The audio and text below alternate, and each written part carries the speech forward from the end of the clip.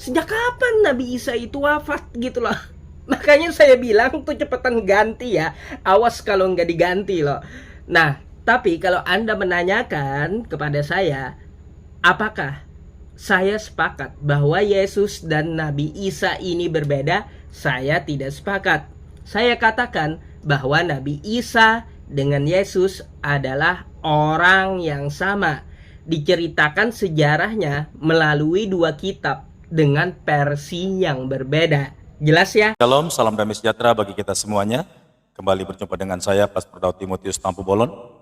Apa kabar saudara-saudaraku? Saya berdoa saudara-saudara semuanya sehat selalu dan diberkati oleh Tuhan. Benarkah Nabi Isa atau Tuhan Yesus itu adalah sama?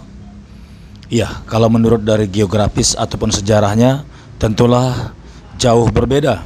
Karena Yesus lahir dimulainya awal tahun Masehi, sementara Nabi Muhammad 700 tahun sesudah Masehi. Nah, untuk lebih jelasnya lagi, kita membutuhkan narasumber yang valid untuk biar kita lebih kuat, lebih luas, dan lebih tajam lagi. Yuk kita dengarkan dari Elia Miron. Terlepas dari semua itu, saya menghargai asumsi teologis yang menyamakan antara Yesus Kristus dan juga Nabi Isa. Namun di sisi lain, saya akan mengajak saudara untuk berbicara tentang pribadi Yesus Kristus dan juga Nabi Isa secara historis. Yesus Kristus merupakan pribadi yang lahir di Migdal Eder atau Menara Kawanan Domba pada tahun 4 sebelum Masehi sesuai yang dinubuatkan oleh Nabi Mika. Bahkan sejarawan gereja yang bernama Origen dari Alexandria pada abad kedua mengonfirmasi hal tersebut bahwa Yesus Kristus benar-benar lahir di Migdal Eder. Nama Yesus Kristus dalam bahasa Indonesia berasal dari bahasa Yunani yang disebut dengan Yesus Kristus atau dalam bahasa Ibrani disebut dengan Yeshua HaMashiach. Di mana dalam bahasa Arab Yesus Kristus atau Yesus Kristus disebutkan sebagai Isa Al-Masih, di mana kata Arab Isa berasal dari kata Aramaik Timur Iso yang berasal dari aksara manhaya. Dengan demikian merujuk dari hal tersebut dari abad pertama hingga abad ke-6, Yesus Kristus, Isa Al-Masih, Yeshua HaMashiach atau Yehosua merupakan pribadi yang sama, yaitu pribadi yang lahir di Migdal Eder dan pribadi yang mati tergantung di kayu salib sesuai yang dituliskan oleh sejarawan gereja dan juga data Injil. Namun di sisi lain, pada abad ke-7 atau 700 tahun setelah Yesus Kristus lahir sebuah gerakan dari semenanjung Arabia yang membawa ide mengenai Isa Al-Masih yang berbeda secara historis dan juga secara teologis dari Isa Al-Masih yang telah diberitakan pada abad-abad sebelumnya. Di mana Isa Al-Masih yang dicetuskan atau digagas oleh gerakan abad ke-7 ini memiliki perbedaan yang sangat signifikan dengan Isa Al-Masih atau Yesus Kristus yang dikenal pada abad pertama hingga abad ke-6.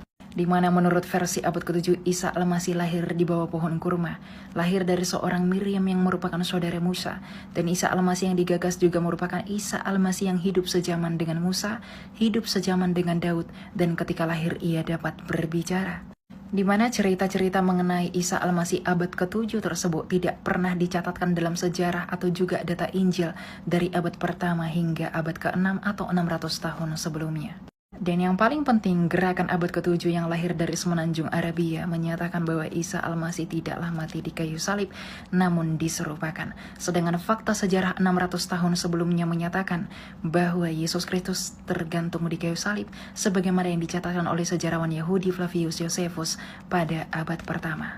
Sehingga dengan demikian Isa Al-Masih yang diperkenalkan atau diketahui dari abad pertama hingga abad ke-6 dan Isa Al-Masih yang baru diperkenalkan pada abad ke-7 merupakan Isa Al-Masih yang berbeda pribadi sekalipun memiliki nama yang sama. Di mana jika dipaksakan maka Isa Al-Masih abad ke-7 akan bertentangan dengan sejarah yang telah berdiri kokoh selama 600 tahun sebelumnya. Di mana hal yang paling mencolok adalah Isa Al-Masih atau Yesus Kristus abad pertama merupakan pribadi yang mati di kayu salib dan juga mengalami kebangkitan. Sedangkan Isa Al-Masih pada abad ke-7 yang diperkenalkan dari semenanjung Arabia tidak mengalami kematian dan tidak mengalami kebangkitan. Maka dengan demikian saya mengapresiasi langkah pemerintah untuk mengganti nomenklatur Isa Al-Masih menjadi Yesus Kristus di Indonesia secara khusus.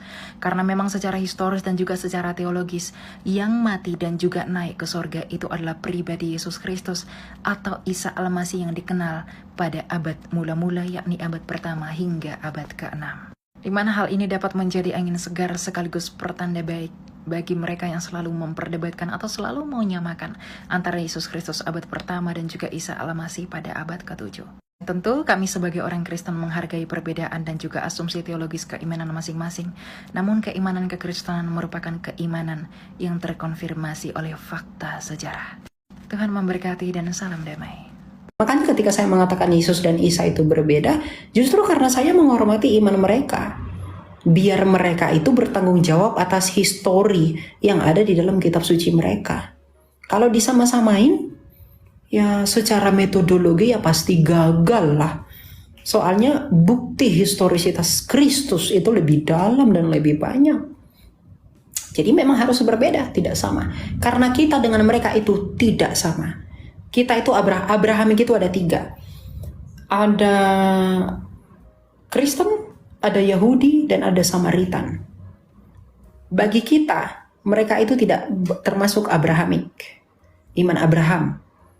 Karena substansi pengajaran yang mereka berikan itu berbeda dengan apa yang kita imani.